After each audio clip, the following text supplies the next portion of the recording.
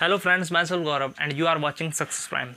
दोस्तों, तो जैसा कि मैंने आपसे पिछली वीडियो में वादा किया था कि मैं आने वाले टाइम में जो भी हमारी सेंट्रल यूनिवर्सिटीज़ हैं, ठीक है, तो उसको एक एक सेपरेट वीडियो सबकी अपलोड करूँगा, ठीक है। ड्यू, जामिया, आईपी और जितनी भी जो भी हमारी पॉपुलर यूनिवर्सिटीज़ होती हैं सेंट्रल स्टेट लेवल पे, तो उनकी सेपरेट वीडियो बनाऊंगा ताकि आपके पास कंप्लीट उसकी इन्फॉर्मेशन हो, कब उसका एग्ज़ाम है, ठीक है, कितने टाइम में आपको क्या पढ़ना है क्या नहीं पढ़ना, पुराने पेपर कैसे, यानी जितना भी एग्जाम पैटर्न सिलेबस जैसे जितने भी डाउट होते हैं वो सारे आपके इस वीडियो में मैं एक एक सेपरेट वीडियो में सबकी चीज़ें क्लियर कराता चलूँगा, ठीक है। तो आज की वीडियो का हमारा जो टॉपिक है वो है ड्यू बीएड, ठीक है। ड्यू बीएड पे पहले बात करते हैं, ठीक है। बीएड से रिलेटेड जितनी भी मैंने डाउट थे वो आपको पिछले वीडियो में क्लियर करा दिया कि बीएड क्या है, कैसे होता है, कौन कौन सी यूनिवर्सिटी कराती है, वो सारा हो गया। आज हम पूर्ण रूप से बात करेंगे ड्यू के बीएड को लेकर।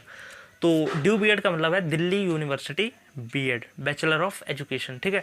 तो अगर इसकी बात करें तो आपको पता है ये 2 साल का कोर्स होता है। और अगर ड्यू की बात करें तो ड्यू बीएड के फॉर्म अभी एप्लीकेशन की बात करें तो फॉर्म अभी निकले हुए थे, 15 मई तक लास्ट डेट थी, लेकिन अब मैंने सुना है थोड़ी डेट और बढ़ गई है, तो आप चाहे तो अभी अप्लाई कर सकते हैं अगर आपने अभी तक फॉर्म अप्लाई नहीं किया है। लेकिन हालांकि अब तक आपने कर ही दिया होगा। अब मैं पॉइंट वाइज आपको चीज़ें क्लियर करते हुए चलता हूँ। सबसे पहले अगर हम बात करें एलिजिबिलिटी क्या है इसके लिए, तो एलिजिबिलिटी कुछ नहीं है, बस आप किसी भी रिकॉग्नाइज्ड यूनिवर्सिटी से ग्रेजुएट होनी चाहिए विद 50% मार्क्स। और अगर आप कोई टेक्निकल फील्ड्स हैं तो 55% मार्क्स, जैसे बीटेक इंजीनियरिंग से हैं तो 55% मार्क्स आपको चाहिए। अगर बात करें एज का, तो एज का इसमें कोई फैक्टर नहीं है, बस आप ग्रेजुएट होने चाहिए, ठीक है। और अगर यहाँ पे फ़ीस की बात करें, एप्लीकेशन फ़ी वगैरह आपको पता ही होगा, 750 रुपये इसकी फ़ीस रखी गई है। और यहाँ पर साथ के साथ अगर हम बताएं कि इसमें सीट की अगर बात करें तो हर साल लगभग ड्यू की बात करें 200, 250, 300 इसी के अराउंड सीटें रहती हैं, ठीक है। तो वही 300 के अराउंड अप्रोक्स इसमें सीटें इस बार रखी गई हैं, ठीक है। तो अब हम यहाँ पर सबसे इम्पोर्टेंट चीज़ बात करेंगे जो सबसे ज़रूरी है, कि अब तक मुझे पता है कि आपने फॉर्म भर दिया और नहीं भरा होगा तो जल्दी से जल्दी भर देना।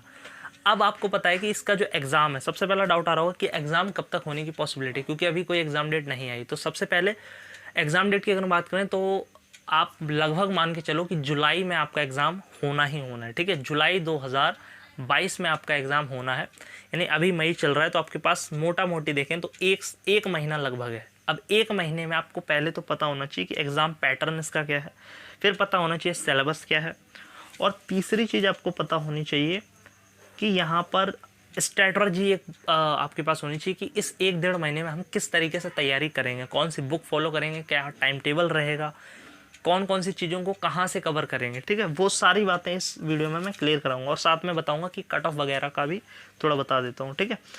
तो यहाँ पर एग्ज़ाम पैटर्न, फिर सिलेबस, फिर स्ट्रैटेजी, फिर कट ऑफ, और लास्ट में यहाँ पर हम बात करेंगे कि जो ड्यू है, ड्यू से ही बीएड करने की क्या आपको बेनिफिट होंगे, ठीक है, वो थोड़ा लास्ट में देखेंगे। तो सबसे पहले अगर एग्ज़ाम पैटर्न की बात करें तो देखिए, एक मैंने नोट करके लिखा है। तो अगर मैं बात करूँ इसकी, तो इसमें क्या होता है कि आपको टोटल 100 क्वेश्चन आएंगे एग्जाम में। कितने? 100 क्वेश्चन, और एक क्वेश्चन आपका 4 नंबर का होता है, तो 100 चौक 400, 400 मार्क्स का टोटल आपका पेपर होता है। इसमें नेगेटिव मार्किंग भी होती है 1/4, यानी अगर आप 4 क्वेश्चन गलत करते हो तो आपका एक सही क्वेश्चन भी कट जाता है, ठीक है। 1/4 की नेगेटिव मार्किंग होती है। और अगर बात करूँ मैं कट ऑफ की, कट ऑफ का भी साथ के साथ हम जिक्र कर रहे हैं तो बता देता हूँ आपको कि लगभग आपको टारगेट लेके चलना है कि 200 प्लस, 400 में से 200 प्लस आपके मार्क्स का टारगेट होना चाहिए। हालांकि पिछली बार 180, 90, 70 कोर्स वाइज कट ऑफ हालांकि जाती है, ठीक है, अलग अलग, लेकिन फिर भी आपको टारगेट रखना चाहिए। अगर आप कंफर्म आपको सिलेक्शन चाहिए कि 400 में से 200, यानी लगभग 50% मार्क्स, 100 में से 50 क्वेश्चन अगर आप सही कर देते हो काट पिट कर, नेगेटिव मार्किंग काट के, तो 100 5 चौक 20 यानी 200 नंबर आपके हो जाते हैं। तो 200 प्लस का आपको टारगेट लेके चलना चाहिए, जो इस बार की कह सकते हैं एक्सपेक्टेड कट ऑफ भी है। और पिछले साल भी जो कट ऑफ रहती है वो इसी अराउंड रही थी, ठीक है। टॉपर भी जो था पिछली बार वो 260 या पिछली साल तो 300 के आसपास था, लेकिन लास्ट जो रहता है वो आपको कहीं ना कहीं 160 या 70 तक गया था। यानी इस बार कहीं ना कहीं जो इसमें वैसे तो 4-5 कट ऑफ आती हैं, cut off 1, cut off 2, cut off 3, लेकिन फिर भी आपको टारगेट होना चाहिए सिलेक्शन के लिए 200 प्लस आउट ऑफ 400, यानी 50 मार्क्स आपके 100 में से बिल्कुल सही होने चाहिए। 50 क्वेश्चन आपके 100 में से सही होने चाहिए बिना नेगेटिव कटे, ठीक है। अब यहाँ पर कुछ चीज़ें हम बात कर लेते हैं। पहले एग्जाम पैटर्न, एग्जाम पैटर्न आपको क्लियर हो गया, ठीक है। अब थोड़ा सा हम बात कर लेते हैं सिलेबस को लेके कि क्या इसमें सिलेबस रहता है। वैसे तो देखिए दिल्ली यूनिवर्सिटी का जो सिलेबस है वो पूरी तरीके से डिफाइन नहीं हो, उसका अगर हम नोटिफिकेशन भी पढ़ोगे तो उसमें कोई भी जो सिलेबस है वो डिफाइन नहीं है, ठीक है। लेकिन एक मोटा मोटी हम आइडिया अगर रखना चाहें कि क्या सिलेबस रहता है, कौन कौन सी चीज़ें पूछी जाती हैं, तो सबसे पहला इसमें हिंदी और इंग्लिश के कॉम्प्रीहेंसिव आते हैं। कॉम्प्रीहेंसिव यानी पैसेज, हिंदी और इंग्लिश दोनों के आएंगे। 2 हिंदी के पैसेज आते हैं और 2 इंग्लिश के पैसेज आते हैं, ठीक है। और ये 20 क्वेश्चन इसके होते हैं, ठीक है। 10 क्वेश्चन हिंदी के, 10 क्वेश्चन इंग्लिश के, तो 20 क्वेश्चन हो गए और 20 चौक 80। तो 80 मार्क्स का आपका ये हो गया, क्योंकि एक क्वेश्चन 4 नंबर का होता है। तो हिंदी के 2 पैसेज और इंग्लिश के 2 पैसेज, यानी 20 क्वेश्चन 80 मार्क्स के आपके हो गए 200 में से, 400 में से बात कर रहे हैं। रीजनिंग की बात करें तो रीजनिंग जो है यहाँ पर आपकी टोटल अगर हम 400 में से बात करें तो लगभग 40 से 50 मार्क्स की आती है, यानी लगभग वही 15 से 16 क्वेश्चन आपके इसमें बन जाते हैं, ठीक है। तो हाँ ठीक है, वही 12, 13 या 15 के अराउंड आपके क्वेश्चन बन जाते हैं। तो अगर हम 400 में से ही बात करके चल रहे हैं, ठीक है, तो रीजनिंग 40 से 50 मार्क्स की आपकी रहती है, ठीक है। और तीसरा इसमें सब्जेक्ट है वो है साइंस, ठीक है। साइंस जो होती है फिजिक्स, केमिस्ट्री, बायो, तीनों के ही क्वेश्चन आएंगे। जीव विज्ञान, भौतिक विज्ञान, रासायनिक विज्ञान, तीनों के। और ये जो होते हैं 60 से 70 मार्क्स का आपका साइंस का पोर्शन रहता है, ठीक है, 60 से 70 मार्क्स का। और अगर बात करें सोशल साइंस, चौथा इसमें क्या पूछा जाता है, सोशल साइंस, और ये कितने मार्क्स का होता है, इसमें आपसे बेसिकली ज्योग्राफी, पॉलिटी और हिस्ट्री, इनसे क्वेश्चन आते हैं, ठीक है। तो राजनीतिक विज्ञान, भूगोल और इतिहास, ये जो है 60 से 70 मार्क्स का इनका भी वेटेज रहता है।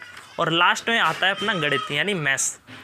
तो जो आपकी, ये मत सोचो ये बहुत एडवांस लेवल की, बिल्कुल नॉर्मल लेवल की आती हैं चीज़ें, ठीक है। हाँ थोड़ा मैथ जो है वो टफ होता है, क्योंकि लेवल इनका भले ही 10th लेवल का हो, लेकिन चीज़ें थोड़ी सी टफ डाल दी हैं। अगर आपका मैथ्स बैकग्राउंड नहीं है तो आपको दिक्कत हो सकती है। मैथ्स की बात करें तो ये 20 से 30 मार्क्स का आता है। तो अगर हम इनके लेवल की बात करें तो हिंदी और इंग्लिश के कॉम्प्रिहेंशन बिल्कुल मॉडरेट लेवल के होते हैं, ठीक है। थोड़ी बहुत अगर प्रैक्टिस कर लो तो आसानी होती हैं चीज़ें, ठीक है, बड़े आराम से आप कर सकते हो। रीजनिंग भी नॉर्मल होता है, प्रीवियस ईयर पेपर से आप देख लो, प्रैक्टिस कर लो तो हो जाएगा। और साइंस और एसएसटी जो है ये भी बिल्कुल 10th लेवल की पूछी जाती हैं, कोई ज़्यादा इनका हाई लेवल नहीं होता। और मैथ भी 10th लेवल की, अगर आपने 10th लेवल की मैथ अच्छे से पढ़ी थी तब तो आप कर लोगे। अगर आपका बैकग्राउंड मैथ से नहीं है तो मैं आपको सलाह दूंगा कि आप मैथ्स वाले सेक्शन पे फोकस ना करके 4 सेक्शन जो है social science, science, reasoning, Hindi और इंग्लिश, इन पर फोकस कर लो तो भी आपके अच्छे खासे मार्क्स बन जाते हैं, ठीक है। तो भी आप आराम से 250 के आसपास तक पहुंच जाओगे। अब यहाँ पर हम बात करते हैं थोड़ा सा, अब हमने सिलेबस की बात कर, एग्ज़ाम पैटर्न समझा दिया थोड़ा, ठीक है, किस तरीके से एग्ज़ाम पैटर्न है, कितने मार्क्स का आता है, नेगेटिव मार्किंग कितनी है, कट ऑफ कितनी है, कौन कौन से सेक्शन पूछे जाते हैं, ठीक है, कितने मार्क्स के ही रहते हैं। तो ये हो गया ओवरऑल एक मोटा मोटी अपना एग्ज़ाम पैटर्न। फिर भी मैं पहले बता दे रहा हूँ, अगर कोई भी चीज़ अगर मिस हो रही हो, कोई डाउट हो तो आप कमेंट में ज़रूर उससे लिखें, मैं उसका सोल्यूशन बताऊँगा, ठीक है। तो ये होगा मोटा मोटी एक एग्ज़ाम पैटर्न। थोड़ा सा सिलेबस मैंने बता दिया, सिलेबस हालांकि मैंने डिटेल में नहीं बताया। डिटेल में अगर आप चाहो तो मैं किसी अलग पर्टिकुलर वीडियो में बना दूंगा, क्योंकि फिर वीडियो बड़ी लंबी हो जाएगी अगर डिटेल में वीडियो बनाते हैं। सेक्शन मैंने आपको बता दिए, हिंदी आएगा, हिंदी के पैसेज, इंग्लिश के पैसेज, 10th लेवल की मैथ, 10th लेवल की साइंस और SST आएगी, और साथ में अपना रीजनिंग आएगा, ठीक है। तो ये 1 2 3 4 5 6 सेक्शन टोटल पूछे जाएंगे। तो ये एक तरीके से सेक्शन आपको बता दिए। डिटेल सिलेबस जो है वो मैं आपको किसी और वीडियो में किसी और दिन समझा दूंगा, ठीक है। तो और ये हो गया हमारा एक ओवरऑल मोटा मोटी सिलेबस। अब यहाँ पर हम बात करते हैं स्ट्रैटेजी को लेके कि बाकी के जो दिन हैं इसमें हमें कैसे तैयारी करनी है और इन सभी सेक्शन को कैसे कैसे कवर करना है और कहाँ से कवर करना है, सबसे इंपॉर्टेंट चीज़ ये है। तो देखिए तैयारी की अगर हम बात करें तो जो आपकी साइंस और SST है, ठीक है, विज्ञान और SST, ये दोनों जो हैं लगभग आपके 130 से 140 मार्क्स का वेटेज रखेंगे। इनको आपको क्या करना है, इसके लिए आप क्या करो, 6ठी से लेके 8वीं तक की NCERT, ठीक है, 6ठी से 8वीं तक की जो ओल्ड NCERT है या फिर न्यू भी हो, जो अगर कोशिश करो ओल्ड मिल जाए, तो 6ठी से 8वीं तक की अगर ओल्ड NCERT से आप तैयार कर लेते हो, नोट्स एक तरीके से बना लो उनके, तो वो इनफ रहेगा, ठीक है। 6ठी से 8वीं साइंस और SST के लिए 6ठी से 8वीं तक के नोट्स आप बना के रख सकते हो, ठीक है। तो उतना इनफ है आपके लिए। और बाद में आप चाहो तो जो है इनका आप ऐसा करो, साइंस और SST जो है इनका 6ठी से लेके 10वीं तक की, क्योंकि 10th लेवल तक इसमें लिखा होता है, तो छठी से 10वीं तक की जो आपकी एनसीईआरटी है साइंस की और एसएसटी की, इन सबको आप तैयार कर लो, नोट्स बाकायदा बना लो, 1-1.5 महीना आपके पास, तो बड़े आराम से आप इसमें अच्छा स्कोर कर सकते हो, ठीक है। क्योंकि पूरी एनसीईआरटी बेस्ड क्वेश्चन इसमें पूछे जाते हैं, ऑब्जेक्टिव।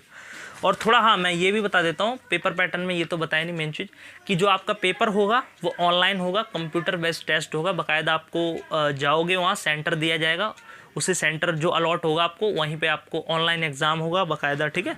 सारी चीज़ें जो होती हैं बिल्कुल ऑनलाइन फॉर्मेट आपको पता होगा कैसे होता है, उसी तरीके से होगा। कंप्यूटर स्क्रीन पे बैठाया जाएगा, आपको अपना रोल नंबर वगैरह डालना है, डिटेल डालनी है, ऑनलाइन पेपर होगा, एक तरफ टाइमर स्टार्ट होगा, आपको उसमें टिक वगैरह लगाने, पूरा उस तरीके से प्रोसेस चलेगा, ठीक है। तो इतना आपको क्लियर होना चाहिए। तो यहाँ पर और रीजनिंग की अगर बात करें तो सॉरी, साइंस और एसएसटी के लिए मैंने बता दिया आपको क्या करना है। छठी से लेकर 10वीं तक की एनसीईआरटी के नोट्स तैयार कर लो। हिंदी और इंग्लिश का जो पैसेज आता है उसके लिए आप क्या कर सकते हैं, तो उसके लिए 2 तरीके हैं। एक तो है कि प्रीवियस ईयर पेपर जो होते हैं उनको डाउनलोड कर लो, ठीक है। प्रीवियस ईयर पेपर आप सोचो कहाँ से मिलेंगे, तो कुछ नहीं करना आपको, सक्सेस प्राइम का जो नीचे डिस्क्रिप्शन में जाओ, वहाँ पर एक टेलीग्राम का लिंक दिया, उसको ज्वाइन कर लो। उसमें जितने भी हमारे ड्यू के, जामिया के और पुराने साल के जो पेपर हैं वो फ्री में आपको अपलोड कर रखे हैं मैंने, ठीक है। बहुत जगह आपको मैंने बड़ी मुश्किल से उनका जुगाड़ किया है, क्योंकि बहुत जगह आपको वेबसाइट पे जाओगे वहाँ पे परचेज़ करना पड़ रहा है, ठीक है। तो इधर उधर करके मैंने बड़ी मुश्किल से वो नोट्स जो है मैंने खुद निकलवा के भी रखे हैं, ठीक है, प्रीवियस ईयर पेपर, और उनको अपलोड कर दिया। तो उनको आप चाहो तो प्रिंट करवा के निकला के उनसे प्रैक्टिस कर सकते हो। तो प्रीवियस ईयर कॉम्प्रिहेंशन के लिए आप प्रीवियस ईयर पेपर जो है निकलवा के उनका प्रिंट करवा के उनसे प्रैक्टिस कर सकते हो। और जो न्यू एडिशन जो है अरिहंत का एक हिंदी और इंग्लिश का, तो उसको भी आप ले सकते हो यहाँ पर, ठीक है, प्रैक्टिस के लिए। तो ये मेन चीज़ें मैंने बता दी हिंदी और इंग्लिश के लिए, खासकर इतना ही इनफ रहेगा।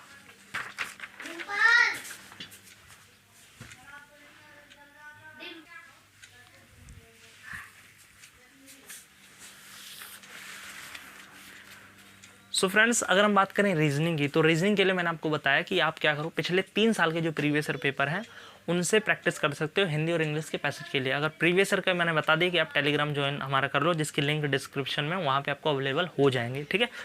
तो यहाँ पर दूसरी चीज़ है कि इसके लिए आप क्या कर सकते हो, जो न्यूज़पेपर होते हैं इंग्लिश के न्यूज़पेपर है, ठीक है, इंग्लिश और हिंदी दोनों के लिए, तो आप क्या करो, क्योंकि दोनों के पैसे जा रहे हैं, तो एक हिंदी का और एक इंग्लिश का। हिंदी के लिए आप दैनिक जागरण ले सकते हो, और जो हमारा इंग्लिश है उसके लिए आप द इंडियन एक्सप्रेस उठा सकते हो। तो इनमें जो एडिटोरियल और आर्टिकल होते हैं इनको भी आप पढ़ो, ठीक है, इनको ज़्यादा से ज़्यादा पढ़ो। इससे क्या होगा, आपकी रीडिंग एबिलिटी और वोकेबलरी दोनों डेवलप होगी, ठीक है। तो इससे आपका पैसेज पढ़ने की और समझने की जो अंडरस्टैंडिंग है वो इम्प्रूव होगी, ठीक है। और अगली चीज़ अगर हम बात करें यहाँ पर, जो हमारा साइंस और एसएसटी का मैंने बता दिया, 10th लेवल की एनसीईआरटी आपको तैयार करनी है। और साथ में क्या करना है आपको, यहाँ पर करंट अफेयर्स का भी सेक्शन पूछ लिया जाता है इसमें, ठीक है। तो आप इसके लिए क्या कर सकते हैं, सॉरी हम मैथ की बात करते हैं। मैथ्स हालांकि 10th लेवल की होती है, लेकिन कहीं ना कहीं मैथ के कुछ ऐसे चैप्टर वो उठाता है जो बहुत ज़्यादा टफ होते हैं। तो अगर आप मैथ्स बैकग्राउंड से, तब तो ठीक है, आप कर लोगे, थोड़ी बहुत प्रैक्टिस कर लो कॉन्सेप्ट्स की। मैथ्स बैकग्राउंड से नहीं हो तो मैं आपको सलाह दूंगा कि मैथ्स वाले सेक्शन को आप छोड़ दो, ठीक है, क्योंकि इसमें बहुत ज़्यादा टाइम आपका लग जाएगा। बजाय इसको छोड़ के आप अदर चीज़ों पर फोकस करो, तो भी आपके अच्छे मार्क्स बन सकते हैं। और मैंने बाकी करंट अफेयर्स का भी इसमें सेक्शन आता है। तो करंट के लिए आप क्या कर सकते हो, पिछले 1 साल के जो मोस्ट इंपॉर्टेंट क्वेश्चन है, ठीक है, last 1 year most important question, उनको लिख लो, उनसे प्रैक्टिस करो, ठीक है। वो या फिर मैं अपने इस चैनल पे अपलोड करवा दूंगा, ठीक है, या टेलीग्राम चैनल पे, उनसे आप पढ़ के उन्हें तैयार कर सकते हो, ठीक है। तो ये मैंने आपको यहाँ पर बता दिया स्ट्रेटजी, ठीक है। अब इसमें कुछ चीज़ें इंपॉर्टेंट है। प्रीवियस ईयर पेपर सबसे इंपॉर्टेंट चीज़ है। प्रीवियस ईयर पेपर के लिए मैंने आपको बता दिया है, क्योंकि पुराने साल के पेपर कई बार बिल्कुल वही फॉर्मेट रहता है, वही पैटर्न रहता है, सब कुछ, बस चीज़ें थोड़ी सी हटा दी जाती हैं, ठीक है। पैटर्न वही रहेगा, बस भाषा बदल जाती है, संख्याएं बदल दी जाती हैं, ठीक है। तो प्रीवियस ईयर पेपर बहुत ज़्यादा ज़रूरी है अगर आपको सिलेक्शन लेना है। तो वो मैंने बता दिया कि मैंने जुगाड़ करके हमारे टेलीग्राम चैनल पर अपलोड कर रखा है, वहाँ से आप इसे फ्री में आपको अवेलेबल हो जाएगा। और साथ में मॉक की अगर बात करें, क्या मॉक लगाना भी चाहिए, कहीं से मिल जाए, तो अगर आपको कहीं से मॉक मिलता है ऑनलाइन जो आपको फ्री में मिल जाए तो ठीक है, अच्छा कोई हो। बाकी मॉक के लिए कोई ख़ास ज़रूरी नहीं है कोई, या फिर मार्केट में ऑफलाइन कोई बुक मिल जाए आपको मॉक प्रैक्टिस की तो आप ले सकते हो, नहीं तो कोई ज़रूरी नहीं है मॉक, ठीक है। और टाइम टेबल सबसे इंपॉर्टेंट है, कैसे आपको बनाना है, ठीक है, किस तरीके से। तो देखो आप क्या कर सकते हो, एक अपना टाइम टेबल इस तरीके से बनाओ कि जो आपकी याद करने वाली चीज़ें हैं, जैसे कि आपकी साइंस और एसएसटी एनसीईआरटी नोट्स हैं, उनको आप सुबह के टाइम में रख सकते हो, जैसे 9 से 12 के टाइम में आप रख सकते हो साइंस और SST को। फिर आप 12 से 3 का जो टाइम है उसमें आप अपना जो ये चीज़ें रह जाती हैं हिंदी और इंग्लिश कॉम्प्रिहेंशन जो है, तो इसको 12 से 3 के बीच में रख सकते हो, ठीक है। या फिर आपकी मर्जी, अगर आपको न्यूज़पेपर सुबह पढ़ना अच्छा लगता है तो आप 9 से 12 के टाइम में हिंदी न्यूज़पेपर वगैरह पढ़ लो, एडिटोरियल, ठीक है। हिंदी और इंग्लिश के कॉम्प्रिहेंशन को तैयार कर लो। 12 से 3 का जो टाइम है इसमें रीजनिंग पढ़ सकते हो। 3 से 6 का जो टाइम है इसमें साइंस को थोड़ा पढ़ सकते हो। बाकी आपके ऊपर है, आप अपनी एबिलिटी को देखो। अगर आप सारे सब्जेक्ट थोड़ा थोड़ा एक दिन में पढ़ना चाहते हो तो वो भी ठीक है, नहीं तो आप चाहो तो 2-2 या 3-3 सब्जेक्ट एक दिन में पढ़ो बदल बदल के, ठीक है। जैसे एक दिन हिंदी इंग्लिश और रीजनिंग और दूसरे दिन साइंस SST, एक दिन साइंस SST, दूसरे दिन हिंदी इंग्लिश और रीजनिंग, ऐसे कर कर भी कर सकते हो। अपने हिसाब से आपको टाइम टेबल मैनेज करना है जैसा आपको सूटेबल लगे, ठीक है। तो ये सारी चीज़ें मैंने आपको बता दी। अब भी कोई इसमें डाउट रह गया हो तो आप हमसे पूछ सकते हैं, कमेंट कर सकते हैं, उसका रिप्लाई तुरंत आपको मिल जाएगा, ठीक है। और अगर मैं बात करूँ इसमें सबसे इम्पोर्टेंट कि ड्यू से ही बाकियों की तुलना में ड्यू क्यों बेस्ट है, ड्यू से बीएड करना। तो ड्यू से बीएड करना इसलिए बेस्ट है क्योंकि सेंट्रल यूनिवर्सिटी में इसकी अपनी ही एक छवि बनी हुई, ठीक है। हालांकि आप करो कहीं से भी, जामिया, सेंट्रल यूनिवर्सिटी सबकी मान्यता बराबर है, लेकिन ड्यू दिल्ली में आप रह रहे हो तो आपके लिए ड्यू से करना बहुत बेहतर माना जाता है, ठीक है। और यहाँ के जो प्राइवेट स्कूल्स भी हैं वो भी उसको ज़्यादा प्रायोरिटी देते हैं, ठीक है, क्योंकि जामिया जो है थोड़ा बहुत इस्लामिक है, ठीक है। और वो कहीं ना कहीं थोड़ी सी माइनॉरिटीज़ जो हैं, ठीक है, जो मतलब हमारे इस्लामिक जो स्टूडेंट्स होते हैं उनका कोटा वहाँ ज़्यादा रहता है, ठीक है। जनरल के लिए कम सीटें होती हैं, तो आपके लिए सबसे बड़ा प्लेटफॉर्म बन के आता है आपको बीएड एडमिशन के लिए, वो ड्यू बीएड ही आता है, ठीक है। बाकियों में उतना ज़्यादा आपको सीट्स भी नहीं रहती और कंपटीशन भी उनमें उतना ज़्यादा है, ठीक है। तो यही आपके लिए इसलिए बेस्ट माना जाता है। और प्लेसमेंट का सब मैंने बता ही दिया कि यहाँ पे क्या होता है। यहाँ पे सबसे इंपॉर्टेंट चीज़ ये है कि 2 साल जो आपको चीज़ें सिखाई जाती हैं, वे ऑफ टीचिंग, ठीक है, पढ़ाना, एक प्रभावशाली टीचर आप कैसे बनोगे, वो सारी क्वालिटीज़ आप में डेवलप की जाती हैं, ठीक है। तो वो सबसे इंपॉर्टेंट चीज़ें होती हैं। बाकायदा आपके सेमिनार होंगे, प्रोजेक्ट बनवाए जाएंगे, आपसे इंटरेक्ट किए जाओगे। और लास्ट में क्या होता है, जब तक आप ग्रेजुएट होते हो तब तक कहीं ना कहीं आपको किसी ना किसी, आप चाहो तो बड़े बड़े प्राइवेट स्कूल्स जो आते हैं आपको हायर कर लेते हैं डायरेक्ट इंटरव्यू लेके, ठीक है। इसके अलावा गवर्नमेंट के लिए आप एलिजिबल हो जाते हो, गेस्ट टीचर की वैकेंसी है उसके लिए एलिजिबल हो जाते हो। और कहीं भी आप ड्यू से बीएड करके जाते हो तो एक नाम आपका रहता है, ठीक है, उसकी एक रेपुटेशन रहती है, ठीक है। तो ये थी आज का वीडियो दोस्तों। अगर वीडियो आपको अच्छा लगा तो इसे हमारे इस वीडियो को लाइक करें और चैनल को ऐसी वीडियोस की लेटेस्ट अपडेट पाने के लिए अभी सब्सक्राइब करें, ताकि कोई भी आने वाली जो गवर्नमेंट जॉब की अपडेट है या फिर बीएड से रिलेटेड कोई भी अपडेट है, ठीक है, ड्यू हो, जामिया हो, IP हो, UP हो, कोई भी बीएड से रिलेटेड क्वेश्चन हो तो कमेंट ज़रूर करें, ठीक है। वीडियो को लाइक करें, शेयर करें, चैनल को सब्सक्राइब करें। मिलते हैं नेक्स्ट वीडियो में। जय हिंद, जय भारत, वंदे मातरम।